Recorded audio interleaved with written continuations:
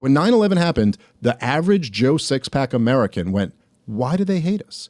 That's how ignorant we were of our own position in the world. We didn't even know there was a beef. You go, what are we talking? We thought Bill Clinton was the time of peace and prosperity. That's what Americans considered that time, the time of peace. Iraqis did not consider that a time of peace.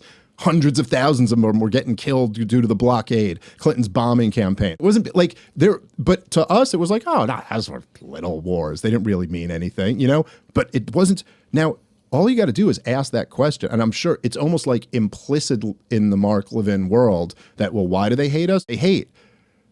But if you ask Iranians, and not the ones who are, paid by Mossad to promote wars, but like they'll tell you very quickly why they hate us. And the whole beef, right, goes back to 1953.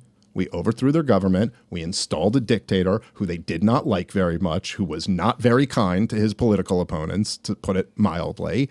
And then the other big thing that they point out all the time is in 1980, Saddam Hussein invaded Iraq. They're like, he used chemical weapons against civilians. You're like, yeah. What they leave out is that they were backing him when he did that. They facilitated the sale of those chemical weapons to him. And they backed and gave the green light for Saddam Hussein to invade the country. And so, Iranians remember that. There was, I think, 500 or 600,000 Iranians died in that war. Like, they remember this very well. So anyway, I say all that just to say that it's like these things do inspire hatred, and they inspire hatred for generations and generations. Cause and effect is real? Yeah, it turns out. In 2002, a letter emerged written by Osama bin Laden, who of course was then still alive, that he had written right after 9/11 in Kandahar before he fled to Tora Bora, and it came out a year later in the Wall Street Journal. And I worked at CNN at the time, and I read it on the air to answer that question. What is this about? Why did he do this? And the letter, which briefly became famous before it was pulled off the internet, said, I'm mad that you have troops in Saudi, where Mecca and Medina are, and I'm mad about your support for Israel. And that's why I did this. I wasn't trying to justify 9/11. It can't be justified, in my opinion. But I think it's important to know why things happen, because you don't want them to happen again.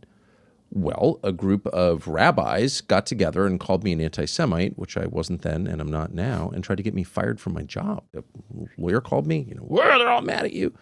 And I'm like, I wasn't attacking anybody.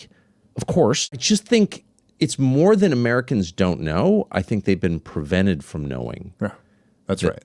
That, actions have reactions. Well, that's why, the term blowback that was coined by the CIA and what they described it as was it's not just like we do a thing and then there's a reaction to it. It's that we do a covert thing and then there's a reaction to it. And then the American people have no idea what this is even in response to. Right. It's just like, whoa, out of nowhere, these guys attacked us. And, when that... But we're going to need a police state to protect ourselves from the blowback of this war. I mean, this country's wide open. And all of our infrastructure, our energy infrastructure, our food, our water, all of it's unguarded. And the only way to protect ourselves from the inevitable blowback, the Shia terrorism that we're going to get, of course, after killing their Ayatollah, is going to be to turn this into a surveillance state even more than it is.